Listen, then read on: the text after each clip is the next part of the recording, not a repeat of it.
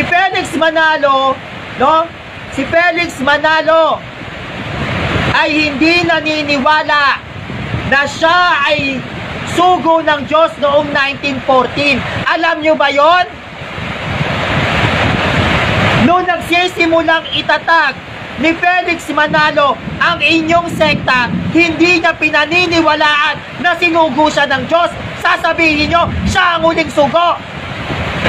Walang ganyan doktrina si Felix Manalo nung sinisimulan niyang buuin ang sekta nyo, INC. Hindi siya naniniwalang sugo siya. Paano siya naging huling sugo? Ay yung tinatatag ang INC, hindi nga magiging nagtatag mismo, ay hindi naniniwala na ako ang huling sugo. Nung pasimula ng pagkakatatag ng INC 1914, wala silang ganyang doktrina na si Felix Manalo ang huling sugo. Aralin nyo ang kinaaniban nyo. Hindi tinuturo ni Felix Manalo yan noon. Inaaral nyo ba yung iglesia nyo?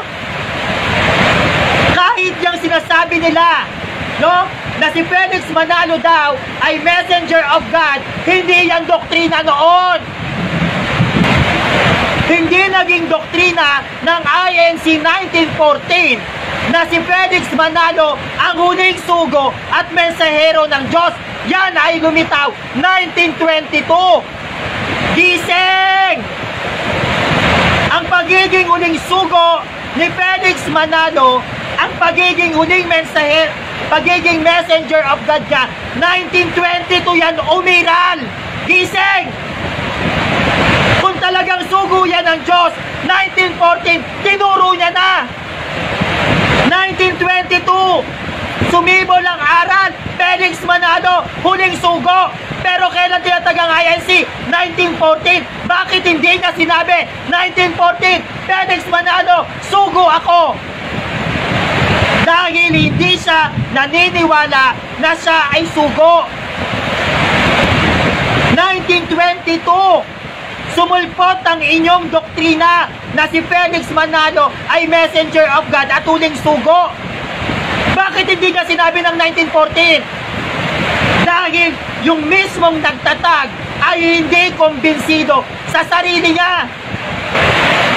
At ayon sa kasaysayan, ang ganitong uri ng doktrina ng INC 1914 ay maaaring nagmula sa impluwensya ng mga nakasama ni Felix Manalo. Yung iba naman ay nakuha daw niya ang ideya na to sa mga protestanteng seminaryong pinasukan niya. Ang pagiging sugo ni Felix Manalo at ang paglalatag niya na siya ay mensahero ng Diyos, ito ay nakuha niya ang ideya na to sa mga protestanteng kasama niya. Hindi niya sinabi ng Diyos sa kanya, Manalo, sugo ka. Manalo, mensahero kita. Ang bongga mo.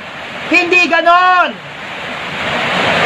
Pumasok at nag-aral si Felix Manalo sa iba't ibang dominasyon na seminaryong protestante.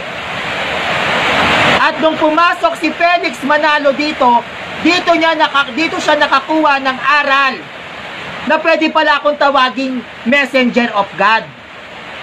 Pwede pala akong tawaging sugo. Dahil sa mga protestanteng seminaryong ito. Dahil sa mga protestanteng nakakasama niya. Hindi niyo ba inaral yan, mga iglot? Kung saan kinuha ni Felix Manalo ang ideya? Bakit sugo ang tawag niya sa sarili niya? Kailan niya sinabing sugo siya? Hindi niyo inaral? Mahalaga ang taon, ang araw, ang petsa.